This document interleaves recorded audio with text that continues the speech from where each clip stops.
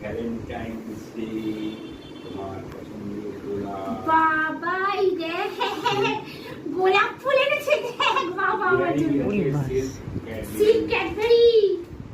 আর এতগুলো নাও বাবা কত দুধ, বাপরে বাপ। হ্যাপি ভ্যালেন্টাইন্স ডে, তুমি পছন্দের গোলাপ। Thank you.